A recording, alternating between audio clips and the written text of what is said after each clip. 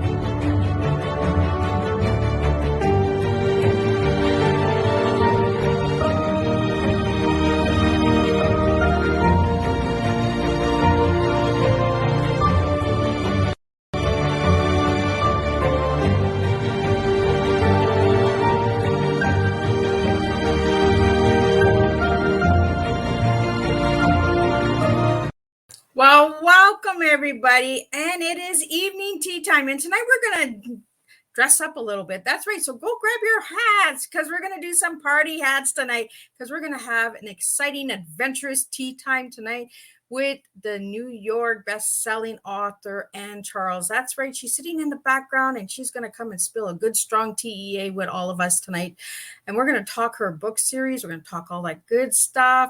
We're going to talk about some crime and some Western writing and all of that good stuff. So share this tea time, go to the YouTube channel, click subscribe, ring that bell so you're notified every time we go live.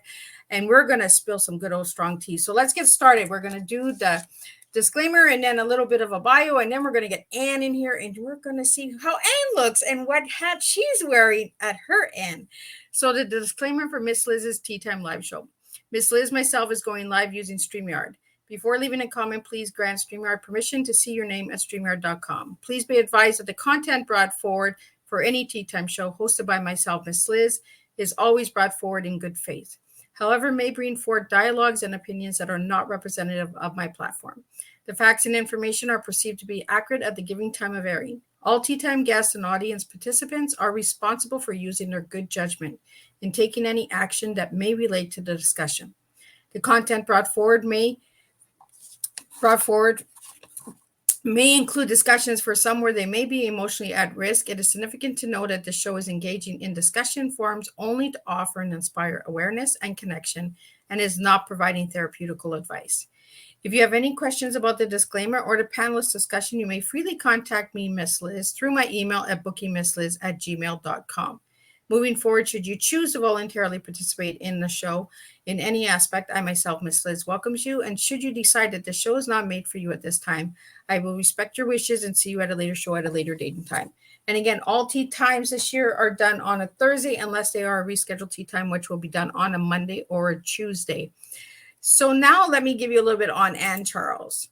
So Ann Charles is a USA Today best-selling author who writes spicy award-winning mysteries full of mayhem, adventure, comedy, and suspense. She writes the Deadwood series, Jackrabbit Junction Mystery Series, Dig Site Mystery Series, Deadwood Undertaker Series with her husband, Sam Lucky, and AC Silly Circus Mystery Series. Her Deadwood Mystery Series has won multiple national awards, including the Daphne du Maurier for excellence in the mystery suspense, and has a BA in English with an emphasis on creative writing from the University of Washington, and is a member of the Sisters in Crime and Western Writers of America. She is currently toiling away on her next book, wishing she was on a Mexican beach with an ice-cold Corona in one hand and a book in the other. When she is not dabbing in fiction, she is arm wrestling with her 2 kids, attempting to seduce her husband and arguing with her sassy cats. As you've all seen in the promo video, you've seen the sassy cats, you've seen a little bit of the crime and the mysteries and the Western. Now let me get Anne in here so we can spill some tea. Welcome, Anne. So you're seducing the husband, sassy cats, and 2 kids. Yes. It keeps me busy. It keeps you busy. Well, that's good when they keep you busy, right? Right. Yes. So, Anne, let's get into who Anne was as a little girl and who Anne is now. Wow. As a little girl, lots of adventures. I grew up on a farm most of my life, or part of my life, in Northwest Ohio. And when I wasn't there, my parents split when I was really young.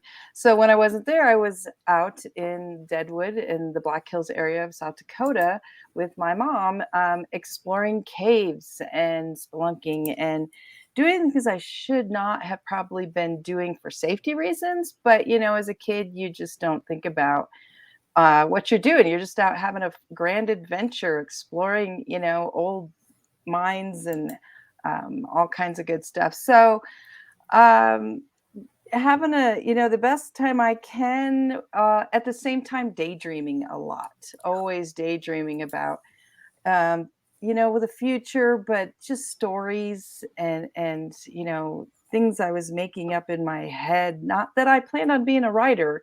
I just liked to daydream back then and read.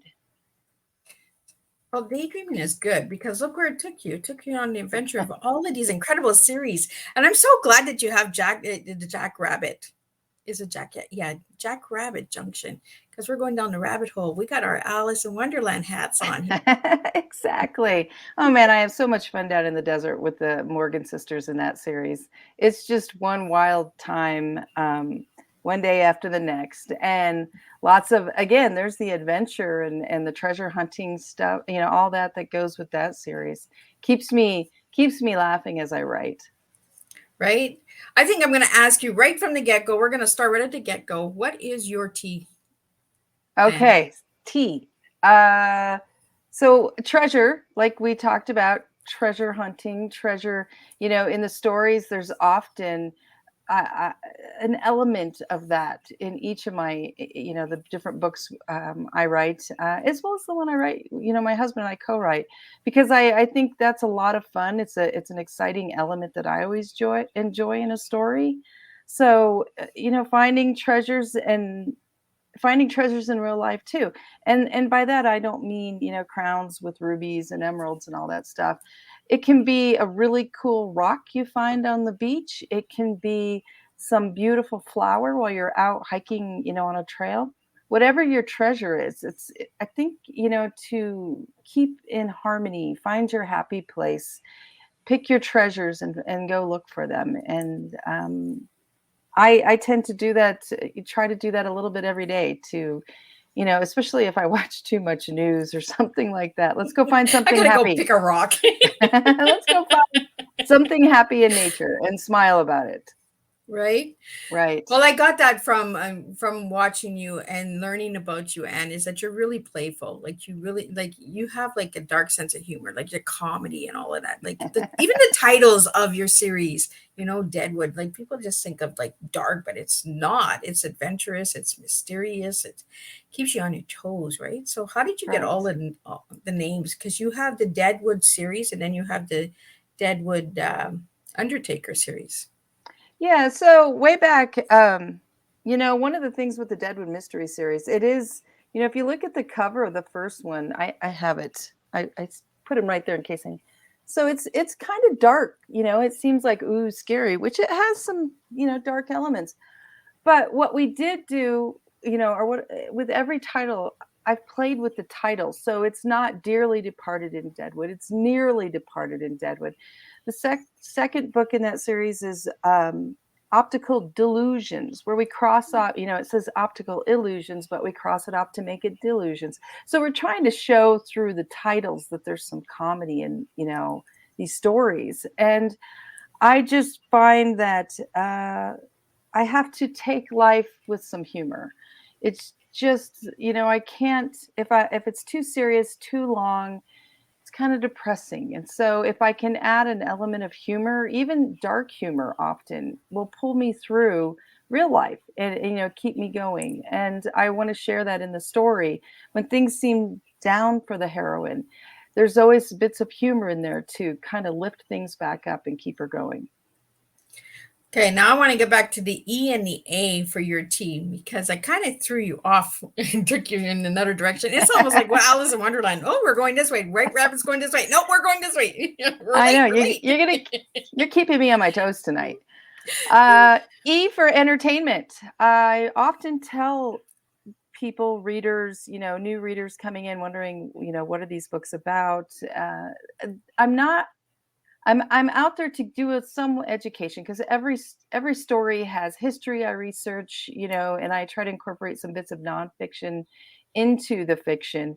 But mostly what I wanted to do from the start was just entertain readers. I love to pick up a book and escape, whether it's a historical, romance, a Western, a scary book, adventure, whatever. I just want to escape what might be going on in life, and sometimes it's not necessarily a bad thing in life. It's just I'm going to go over here and have fun and escape.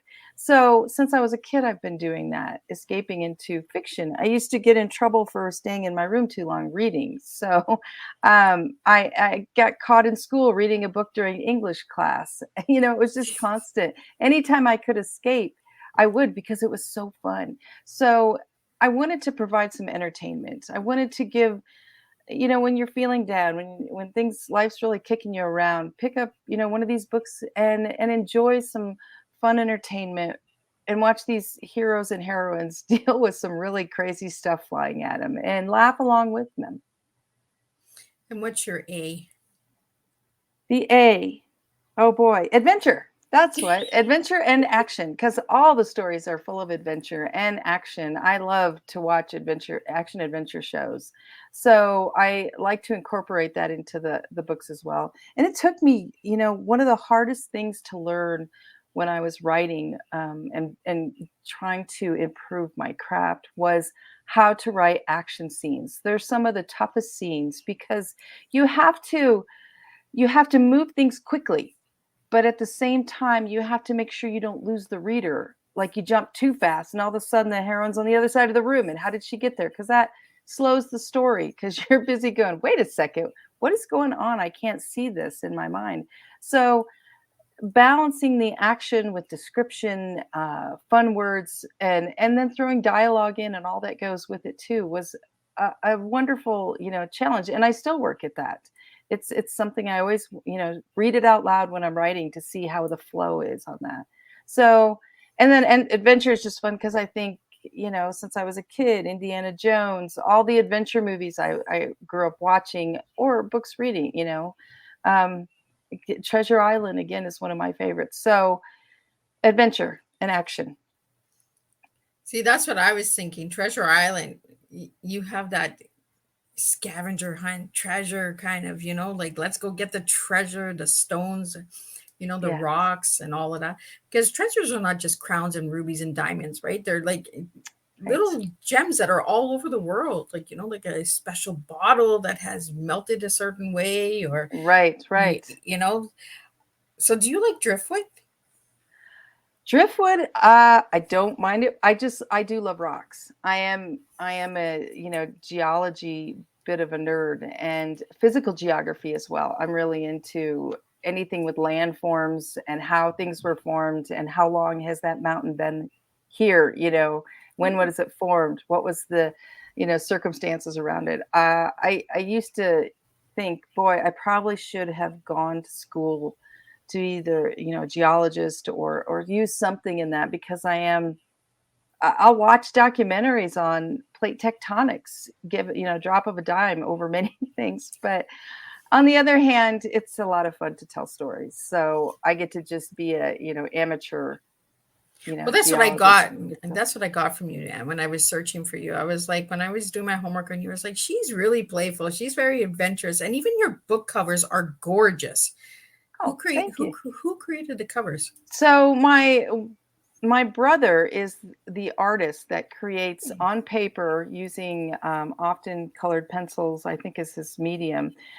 He'll make the covers, well, the components for the covers, or on some covers, he makes the whole thing. It depends on what we're doing. And then he gives the actual piece of paper, with art on it or what to me. And I've had a few different graphic artists over the year, but for the last probably 7 years, it's been my husband. So then he'll take it and we scan it in, and then he works his magic, turning it from something that's, not quite, it doesn't pop enough, Yes. for an ebook. So we have to do different things and fonts, I mean, there's so much into graphic. I don't want to downplay it by making it sound simple, but and I only come in and look every now and then, go, "Oh, I love that. Oh, I like that." So between him and my brother, they really work together to come up with these wonderful covers. The covers are gorgeous. If anybody is checking out Anne Charles books, the covers are gorgeous. They really speak. The color patterns kind of have a nice, beautiful flow. And you're mentioning rocks, and that's what I'm seeing as I'm looking at the books in the background here. Is they're almost like the colors of the rocks, like the granite in the rock. You know what I mean? Like Right, right. the black and the grays and the marbling of all, like it kind of looks like rocks. And I never noticed that until now when you said that you were into rocks. And then I'm just like, let me dig a little deeper here, Yeah. So we just never know what brings to the table, like when we're writing a book, when we're creating a cover and all of that. Our insides are actually telling us how to create it. Like you Right, said, your right. brother and your husband have worked on the covers, and you're just like, "Oh, I like it." So I kind of think like you see like a kind of a special kind of rock, and you're like, "Oh yeah, go with that." Like, Exactly. mhm. That color combination is really, yeah, that's really drawing my eye. So yes, very much so.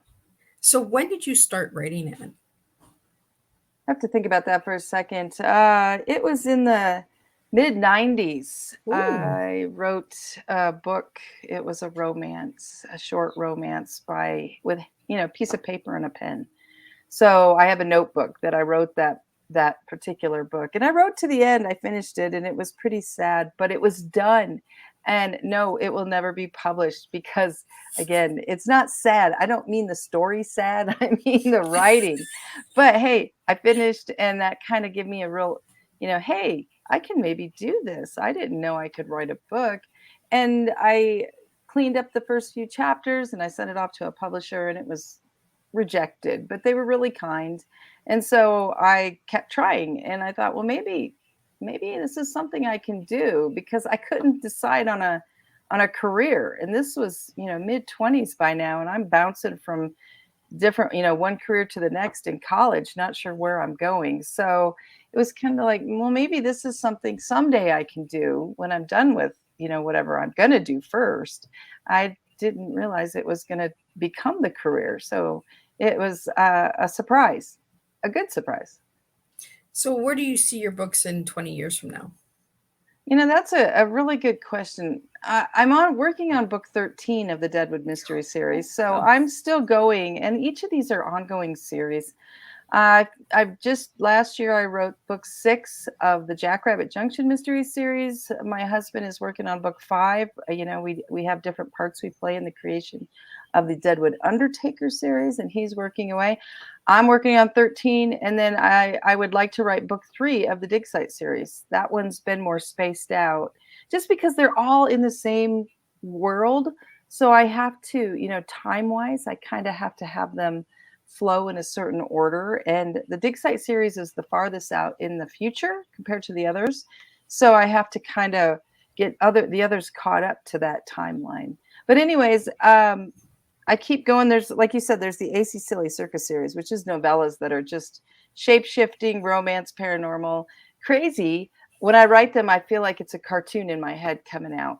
And that is just kind of bizarre. I hadn't written, something like that before, but it was a lot of fun. So, and that's a circus train that goes from town to town. And I love the idea of the little short mysteries going from town to town on a circus train with these shapeshifters. But I need to find time for that. So, I love it. The circus and the ride, the train ride. It's almost like an Alice in Wonderland, like a 3D kind of flow. And Charles's new edition of Alice in Wonderland kind of train ride. yeah, it's very colorful in my head. Like I said, I think it's in cartoon form in my head, which every now and then I go, this is kind of a weird cartoon. Because it is paranormal romance. So, but I really have fun writing that one too. So I want to keep writing, but one thing that I talked with my husband once a while ago, and he said, have you ever thought that maybe the Deadwood Mystery Series is not your big series, that there's something yet to come? And I hadn't really, because, when you're writing, you're so into each world and you're just chugging away. And he kind of made me pause and look up into the distance and start thinking about, well, yeah, there might be some other, ideas that have been rattling in my head that I would love to pursue. It just seems like I've not had time at this point. So I don't know. It might be writing something different from all these others, or it might be a whole new series that just plugs in with all this, the worlds. I don't know. I'm kind of excited to see what keeps coming out. So what kind of worlds are in the books? So the Deadwood Mystery Series is supernatural, mystery, humor, some romance, a big jumble of that, a lot of action, adventure. The Undertaker series is historical fiction. Again, there's supernatural mixed in. So Old West was supernatural, which is really fun to do. And there's humor in that. All the books have humor. So let me just say that. The Jackrabbit Junction Mystery Series, that's mystery in the form of treasures, Treasure Island kind of things, suspense, a lot of adventure action going. And there's some mines in there that they're going and searching down in southeastern Arizona and trying to find, the answers before some bad guys come and get them. So that's a lot of fun. And then the Dig Site series is I wanted to be an archaeologist for years, and I didn't do it because, ironically, back when I was a kid, I thought that's a lot of writing. I don't know if I want to write that much in life. So now I'm writing, and I'm living out that fantasy in the Dig Site series, which takes place down in Mexico, in the Yucatan, and it's dig sites that I make up. I use real ones, maybe in reference, like Chichen Itza or Icoba. But I don't actually set them there because I wanted to create my own worlds down there, my own history for the Maya. So I was having a lot of fun. I have a lot of fun doing that. So we have a question here. What target audience are your books ranged for? Well, I often tell people, it's PG-17, PG-13, PG-17, depend on which series. There's language, there's some romance. But as for the target audience, anywhere from, I say, late teens on up. And if you like some supernatural in your stories, we have that. If you like I've said, humor, hopefully our sense of humors match, because if they do, then I love that. I love meeting people that share, the same sense of humor as I do. A lot of adventure and finding, exciting things down in mines or creepy places. So, I'm not out to show you how to clean up your house and stack your books or anything like that. I'm going to show you some crazy stuff that's happening to people, wild adventures, and hopefully you're laughing as you're cringing, and reading. I like and having that. A great time. It's like that creepy giggle, right? It's like, yeah, it's coming. Yeah, exactly. Yes. So where did you get the humor from? I don't know. Like I said, I think I've thought about that because I've been asked that, and my siblings, I've had one of my sisters who was always the funny one growing up go, you never really were funny. I think, well, maybe I was. I just was in my head funny a lot. But, I've really learned over the years, like I said, too, my parents divorced early, so there was some stuff that back and forth, and it wasn't always pretty, and I really learned early on to take that with humor, to when things were tough or scary or whatever, try to find something funny about it and laugh, and it would make me feel better. And I just kind of took that through life as every time I got knocked down, it was like, okay, that really sucked. But hey, let's go. Let's get up and find something funny about it and brush off and keep on going. And so I don't know. And I also think, how I said the Silly Circus series is in color in my, like a cartoon in my head. I Yeah. think a lot of things are a cartoon in my head. And so it's just everybody's jumping into Ann Charles' head. We got a cartoon going on up there. I think so. I mean, I watched a lot of Bugs Bunny and Tom and Jerry growing up. So yeah, I often, picture some of the stuff from both of those going on. So yeah, that's probably it right there. It's a cartoon. Life is a cartoon inside Ann's head. So it comes out now and then on the page. So it's almost like the Looney Tunes, right? The little baby Looney Tunes. Exactly. That was good series. Like they should be making cartoons like that again. Like I miss them. There's so much good stuff in it. And when you watch it again, you're like, oh, I didn't even catch that reference. I was so busy watching this as a kid. I didn't realize that you were referencing this over here.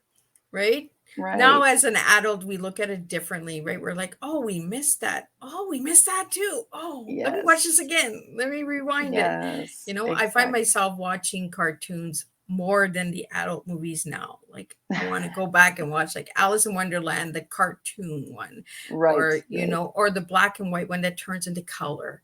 Yes.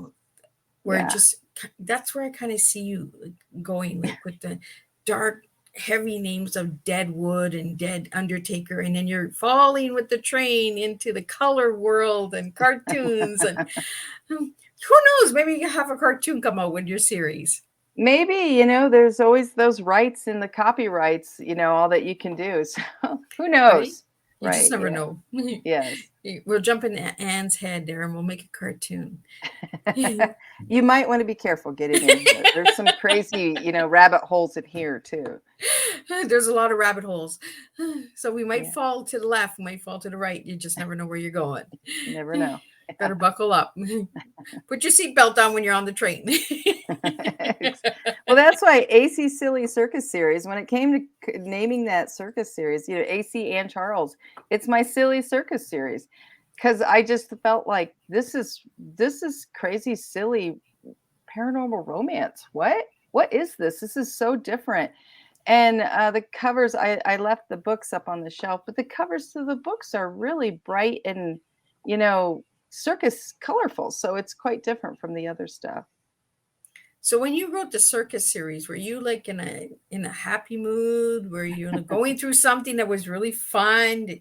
Well, I was asked by a good author friend too. This was back when Kindle Worlds, I think it was going, and they could invite you to write in their world. And so she asked me if I'd write a novella in her shapeshifter world. So I did, but I wrote it, I don't know, something told me that I needed to barely touch on her world. And so that's why it's, circus train idea. And so it wasn't really something that was set solid in her universe. It was just passing through. And then Kindle Worlds went away, and we had the right to take back our stories or keep them in the world and keep going. And since I'd barely, like I said, it was a passing through it, it was easy for me to just kind of remove the reference to that. And then I had this story that was just not, like the others. And I thought, well, I better write a second one. So, the first one, the second one was a bunch of monkey malarkey, which was just, once the title came to me, I was like, well, that's fun. It's a bunch of monkey malarkey, and I like that. It's got these two brothers that are shapeshifters that are monkeys, so they shapeshift into human and then monkeys. So yeah, these are the circus crew are those who didn't fit in with the normal shape-shifting people. So they're kind of oddities in the shape-shifting world. So that's why they're in the circus. So I think the first one is fairly freaky. Why can't I not remember the name of the book? Sorry about that. A feral freak show, or a fairly funny freak show, I think it was, because it was the introduction to these shapeshifters who, for whatever reason, maybe their parents mated and they were oddball parents. So here they come together, and they look human, but then when they shapeshift, it's not your normal, big tough werewolf guy hero or bit, a bear that in his circus act, he eats, flames, which is really dangerous for a bear because he can catch fire. So, I mean, there's stuff like that. There's this rabbit, this guy that shapeshifts into a rabbit that speaks many different dialects, and he sits in a chair in front of everyone and reads crazy, stories to the audience in his different dialects, and he's a rabbit sitting there. So see, that's why it's a cartoon in my head. It's way playful. off. It's really playful. And now I understand where you say the teens and that, but you talk about a lot of supernatural. So do you believe in the supernatural?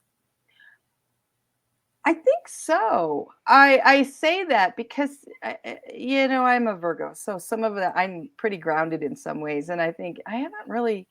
I think I've experienced many things, and I believe that it happened, but then the skeptic in me goes, "Are you sure? Are you sure about that?" Well, I think that's what supernatural is, right? We always question: did it really happen? Did I really see that? Was that really what I smelled? Because supernatural stuff, you have like sense and stuff like that as well, right? Like you have like there's all kinds of stuff, and I've been in many haunted houses for research. I have gone through paranormal investigator classes, and we would regularly go do paranormal investigations in different haunted locations in Deadwood, South Dakota, which is full of ghosts. I have been in so many different locations that are haunted. So, and I've had stuff happen. So then I think so, but I don't think I'm a medium. I don't think I'm, wide open as a channel. I think I imagine the ghosts are hitting me overhead with a sledgehammer, just going, "Come on already. We're here." Like, hello, just say I'm here. Like, yes, how can you not see us or hear us? We're right here. You just gave me the vision of Casper and the uncles where the uncles are always playing around, Right. They're kind of like the Three Stooges, those uncles of Casper. Right. And I can see that as you're walking through the house. It's like, hello, boom, I'm here. I know we'd get done and we'd have discussions, and some of these other students would go, "I felt a tickling on the back of my neck and a breeze do this." And I think, well, I felt that too, but I thought it was just, I had twitchy. So was that supposed to be something? Because I felt something, I thought, but then I'm like, I don't know. It could have just had an itch. I'm a twitcher. So I might twitch and think, well, that's that. And I just had an itch back there. I don't know. So you do a lot of research for your books. Oh, yes. The best kind is when I can go on some kind of adventure like that. I have a lot, two of the series, the Jackrabbit Junction Mystery Series, like I said, takes place in southeastern Arizona around mining. I spent so much time growing up exploring the Black Hills, exploring the old mining buildings, and going into mines when I probably shouldn't have. If my mother had known what I was doing, but I was in there with a candle and I thought that's pretty safe, So going way back in, and it could have, I don't know, there's all kinds of things that could have gone wrong, but it was some of the best adventures I had. Scary, exciting, all creepy, all that together. You'd find old shovels, gloves, all kinds of neat things back there left from who knows when, So I do as much research on the page, with books and online as I can to try to make, like I said, I try to blend in some nonfiction with history of areas, and maybe a treasure we're finding in the Jackrabbit series has a true history. It is a true item and it's been lost. And so I'll do a lot of research on that to incorporate it. In the Dig Site series, I was gung-ho, and I made my heroine able to read Maya glyphs. So I had to get books on it so I could read them a little bit, so it took a lot of research. And it takes a lot of time when I write those books because I really like to try to create a world that's believable, but is totally fiction, of course. Well, and that's why you won all these incredible awards, because you've won a lot of incredible awards. I have a list here of some of the awards that you won. You won Barnes & Noble's Top 100 Book-Selling Romance Writer of America's Golden Heart Award, Suspense Magazine, USA Today, Amazon 100 bestseller, Top Shelf, Literature Titan. Like, you've won some really cool awards. Yeah, it's been an awesome run. Let's keep going. Woohoo. Right? What else you got for me? I know. Let's keep seeing what else is out there. So how many books do you have in total? At this time, 35, and 5 of those are co-written with my husband. So 30 just Ann Charles and 35 total with the co-written ones. And I'm working on 36. Wow. So since the 1990s, you've been writing big time. Yes, but I didn't publish until January 2011.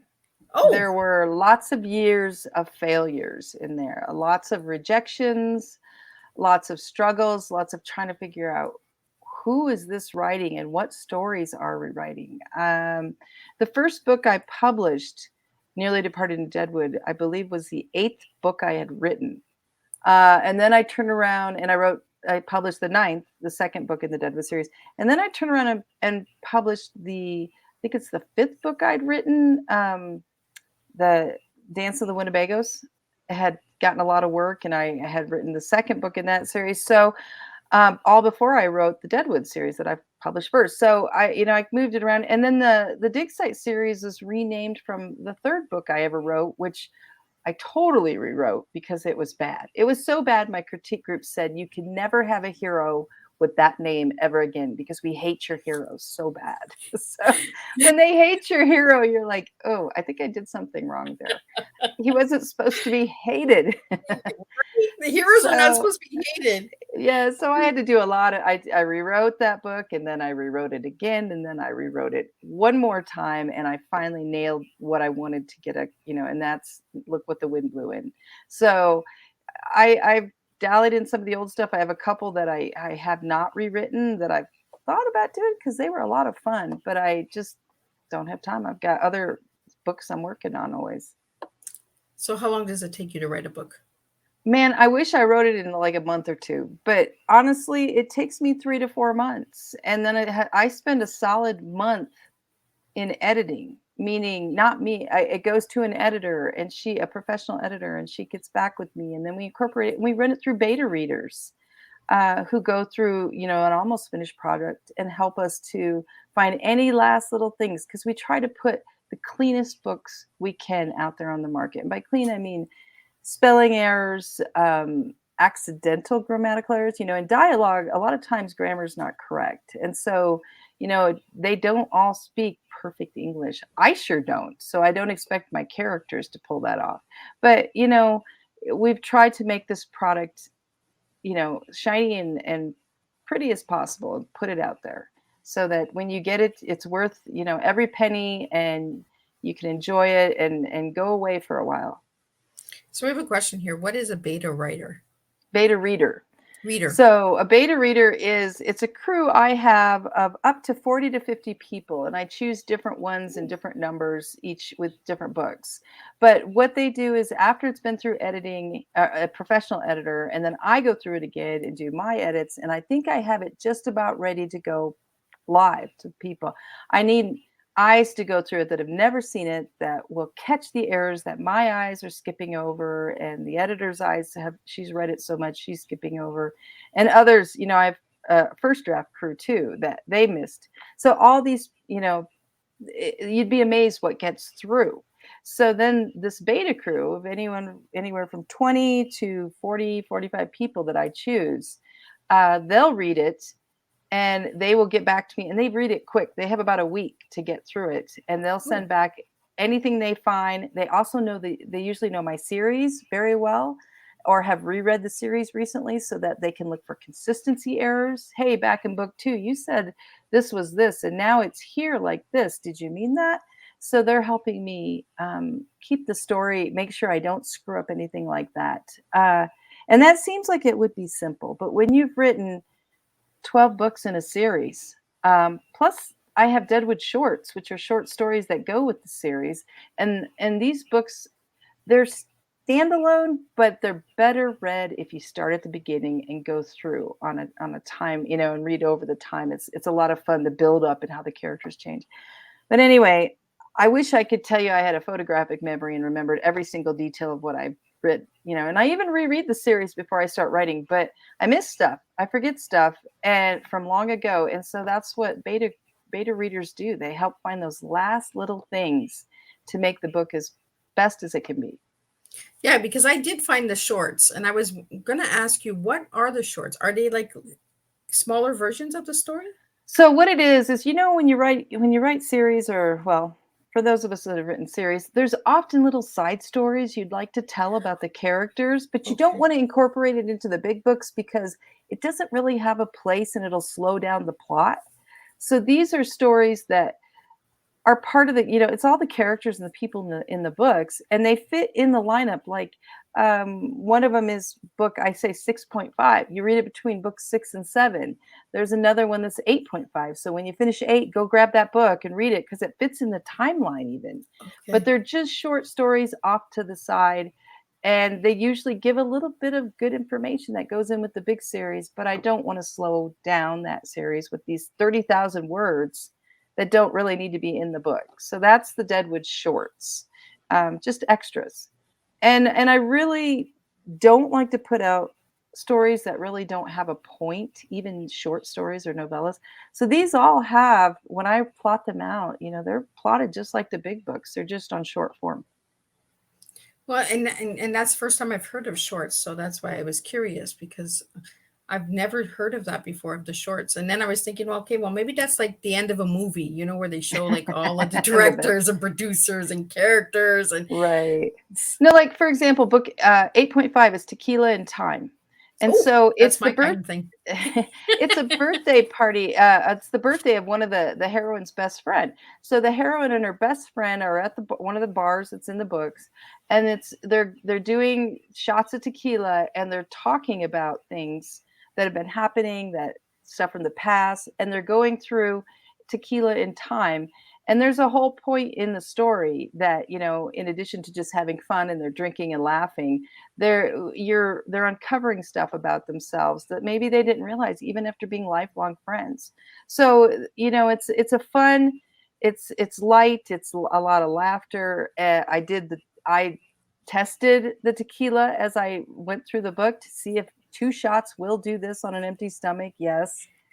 So for a female of this height, and so yeah, it was fun to research that one too. But that is an example of a Deadwood short and the purpose they have. The latest one, Fatal Traditions, comes right. It's the New Year's book right after Christmas, so it's 10.5. And in that one, the heroine really discovers all of those in her past, her family line that have done what she has to do, and some of their stories. So it's kind of fun because it's a mix of present and past and what's happened in the past. And that made me want to write a bunch of different books set in like medieval times, because wow, that could be a lot of fun. Right? Who says that time wasn't fun? Like, I think that's where the tequila came from, was back then. Take a shot. Take a shot. Let's fight. So with all the writing that you've done tequila shots to test. You've went into caves, haunted houses and treasure hunts and all of that. I can see it all coming together. So is there an adventure in the future for maybe a futuristic kind of books coming out, series, or? I don't know. Life just keeps throwing stuff at all of us that, yeah, you could take it and try this and throw, see what comes when you do this. I really love to write, to be honest. I really enjoy science fiction movies, but boy, that is a tough genre for me. My brain does not think of the gadgets and what I would need for a future type of book like that. So I tend to stick to the present. And get to do it's so much fun to write with my husband and get to go to the past and do the Old West, because I also grew up reading Louis L'Amour, Zane Grey, all kinds of wonderful Western stories. And so I love to get to go back and play in that world, and throwing supernatural into it is a blast. How these guys have to react. They don't have what we have this day to handle that. They've got some of them have handguns or knives or whatever, and they've got to deal with what they face off with. And you're also part of the Western Writers of America. Can you tell us a little bit about that? Well, it's a wonderful writers group, Western writers, and I have yet to go to one of their conventions just because they happen in the summer, and I have two kids, and so in the summer we're often traveling when they're out of school for book related, book signings and whatnot. So I know it's a group of writers, and I get their magazine, and they're all their updates, and they're very concerned about presenting the West in a way that's when necessary, it's accurate and true, and they take great pride in their work and trying to deliver great stories about the old West, or even newer West or other areas. But it's just a wonderful group of writers. Well, I think and there's so much stories of the West that we don't know, right? Right. So I think that's where the adventure comes in. Is like you could build like there was salons, and then there was the barns, and then there was so much that was going on, right? When I watch a Western movie, I'm like, boy, all the clothes that they had to wear, like that must have been hot back then, I often think, especially at my age now, how in the world did they sleep on the ground with their saddle as a pillow? Oh, my back would my hips, my back. I couldn't walk in the morning. And then they'd get up and ride miles and miles again. These folks are tough. Man, I am like the princess and the pea compared to them, I swear. Right. And if anybody doesn't know what the Princess and the Pea is, I think it's a fairy tale, right? The Princess and the Pea, or is it based on a true story? I can only see the Disney book they put out with Mickey and Minnie. Minnie was sleeping on a whole big stack of mattresses. Oh, and I want to go in your head so bad. Like you're so playful in there. So that's when I think of it, I think of Minnie trying to sleep on all those mattresses on that dang pea made her not be able to sleep. Right. Oh. I don't know if there's a true story out there. If anybody knows of the Princess and the Pea, if there's a true story about some woman. I'm sure they probably based it on another story. Disney is really good at doing that. Right. You're also part of the Sisters in Crime. Yes. So what's that about? Sisters in Crime is another writing group, and they're mystery writers, they're crime fiction writers, all kinds of authors. Some have different, mixes. They'll mix it up with supernatural, they'll mix it up with romance, they'll mix it up with,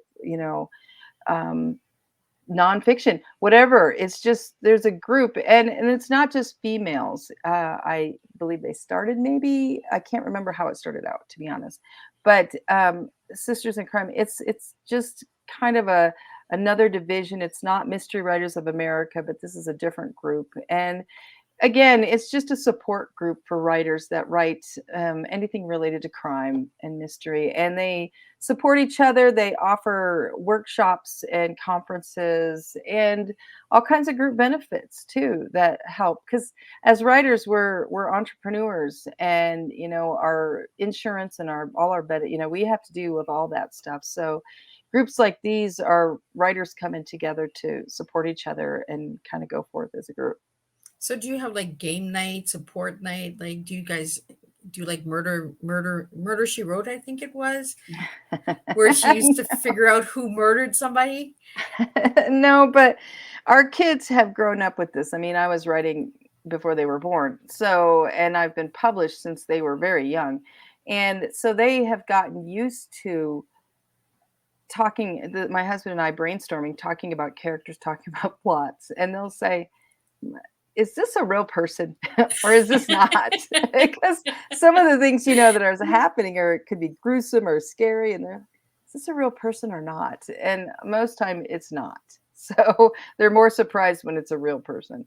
But they really, and they grew up with authors for parents. So they know that anytime we have discussions, a lot of times it's book related or it's book business related. So they're right there. And it's really cool that now that they're in their later teens, they finally get how much work this has been, and all that their father and I have done to create this for our family, as a business for us. So they help out here and there and join us when they can at book signings. And Now that their backs are younger than ours, we're like, carry that box of books, will you? Yeah, because a case of books is not light. Woo! Yeah, it gets heavy. So they're wonderful. They're very supportive, and they're right there with us, and they like to go with us on any things we do related to books. So, any future writers in the family?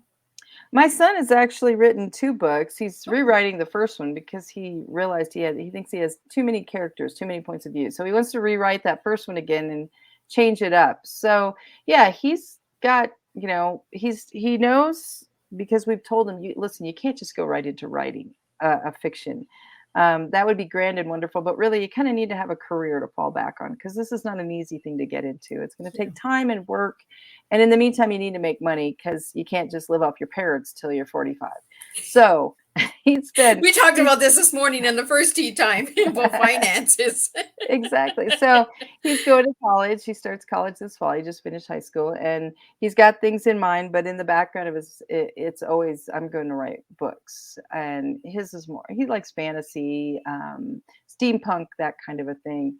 So he's not as much into what we write, but he has read some of it. Now my daughter, she has read everything or listened to everything we've written and done. So because I think she got tired of not knowing if they were real characters or not, are real people or not.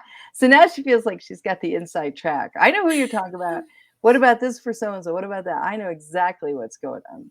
And she's got a great imagination. And she also, she watches movies and shows, and she'll come to us and say, I think they dropped the plot here and they need to do this. And she has all this author speak, which is really cool, because it shows she has been listening and paying attention to what we talk about, when we break down books and stuff like that. Well, that's cool, like, especially when the children want to find out, right? So they're like, I'm going to find out for myself. I'm going to read this book. Yes. Yes. So in any of the books that you've written, Anne, is there a plot where you wish you could have changed it after it was published? You go back to your earlier books and you reread them and you think, I could have done that better. I could have cleaned that up more. I could change this. But I read, someone wrote, I don't know who it was, but it was an author, and they said, don't go back and touch the early stuff, because you're just going to muck it up. What was there a lot of times in those early books was so much excitement and so much, it was that new story, and the storyteller was giving this wonderful tale that was fresh, and sure, it may be a little dented and could use some fixing, but if you do that, you're going to ruin what it was when it first came out. So I look at the first books in all my series and go, oof, could have done that better. But different parts, and other parts I laugh and go, oh, I still love that. So I tend to think of what's done is done. Now let's move on. Well, I think it's a learning process too, right? When you're writing, you see the difference. Oh my goodness, like 5 years ago I wrote this way. Now 5 years later I'm writing this.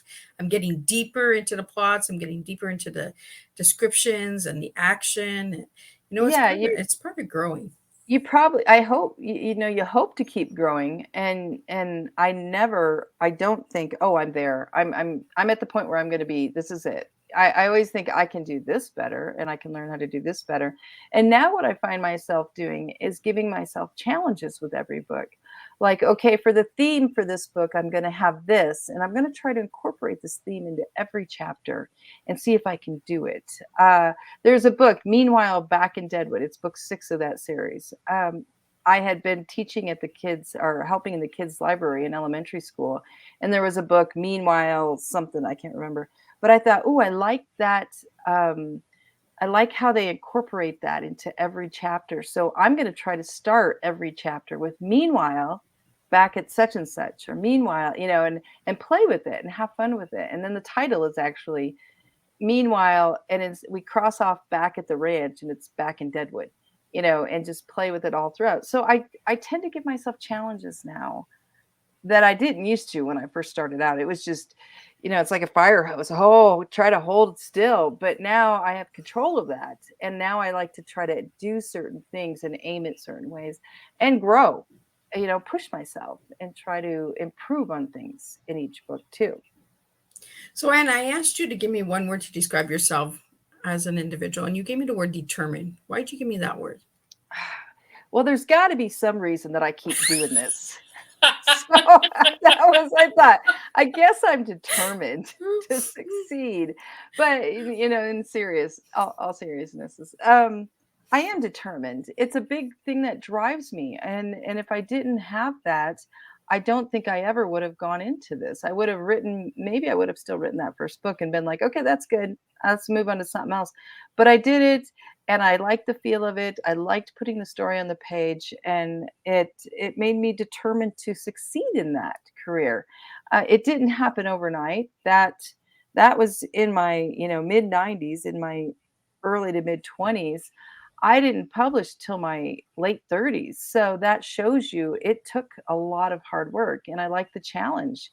And I would get rejection after rejection early on, trying to please, oh, you can't do mixed genre back then. Pick a team. Are you going to write mysteries? Are you going to write romance? Are you going to write humor? What the heck are you writing here?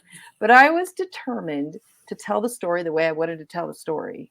And so I kept going. And thankfully, independent publishing, indies, that became a thing where we could make a book of this amazing product and put it out ourselves and tell the story we wanted to tell.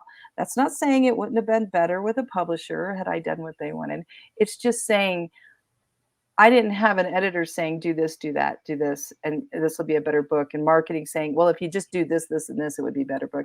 This is just, and like so many other authors like me, this is the story from us. We created it. You're getting the real deal here, which I think is exciting with indie authors.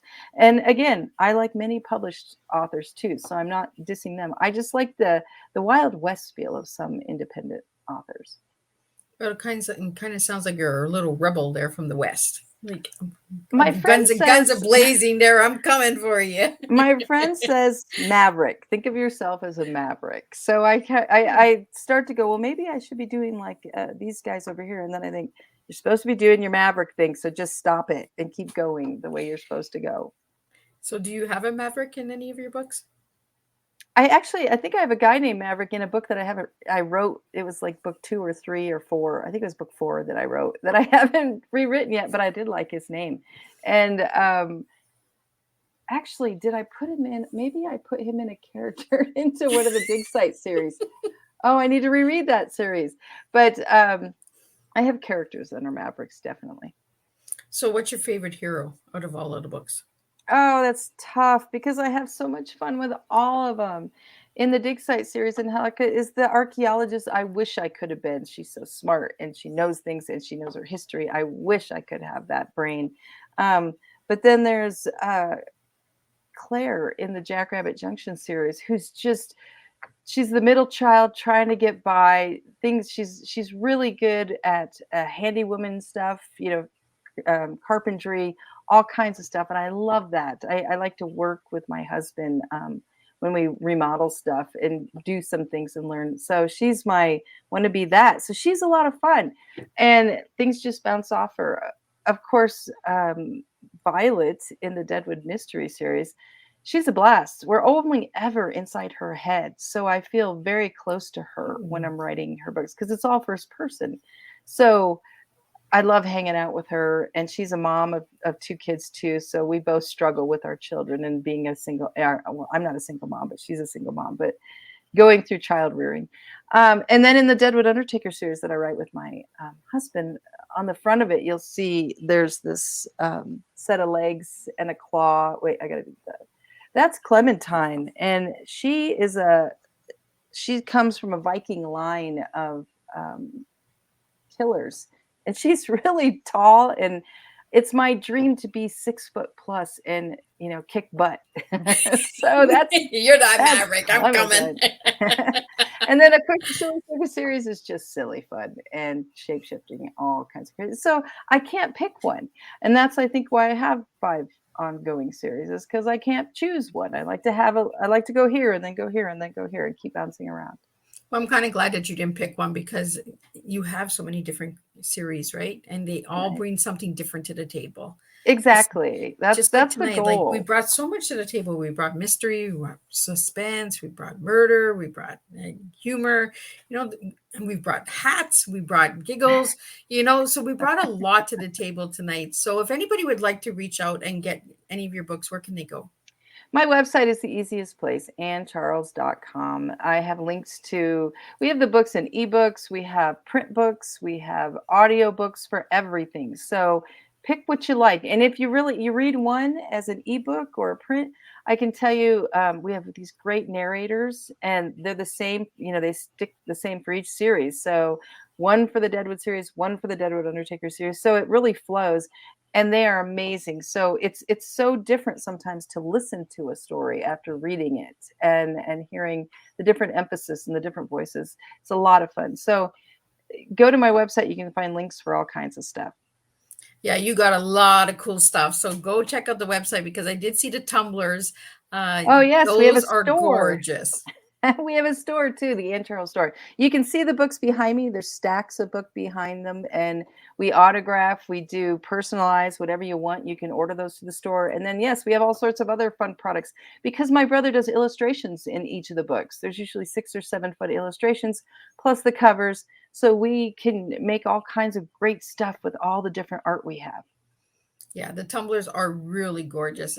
Check those out because I was checking those out and I was like, oh, I got to get, but there's so many nice ones. I'm just like, which one do I pick? Right. Yes. My sister-in-law helps me with that. She's so good at that. She's constantly coming up with new products to throw out in the store, which is awesome. Well, that's really amazing. And I had an amazing time tonight sitting with you and sharing your tea, of treasure, entertainment, action, and adventure.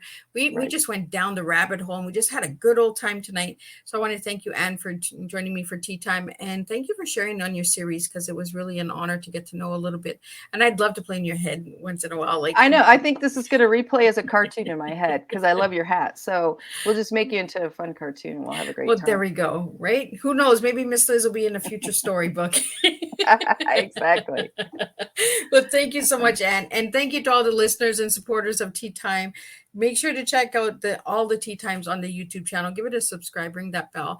You can also see these Tea Times on multiple podcast stations and on the radio. You can hear it on the radio as well in the UK. So I'm all over. Miss Liz is serving tea all over. So if you want to have Tea Time and I'm not on your platform, make sure to reach out and I will get all of my guests onto your platform. So again, Anne, thank you so much for joining me. And thank you for closing up June. We already did 6 months of Tea Time. We've done 78 shows in 6 months. Oh.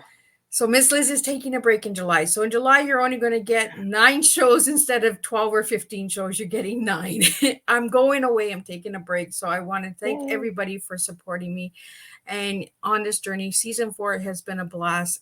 Continue to support all of these incredible guests. Check them out. Share their Tea Times. Reach out to them. Connect with them. And you just never know what you might serve at your table next. And all of my guests, if you would like to have them as a guest, reach out and I will connect you with their publicist. And that a special thank you to Mickey Mickelson from Creative Edge for giving me Ann Charles tonight. And I just really want to thank everybody who has supported Miss Liz for the last 6 months. Let's do the next 6 months and let's really bring a strong cup of tea to the table. Until then, I will see everybody in July when we start the next month.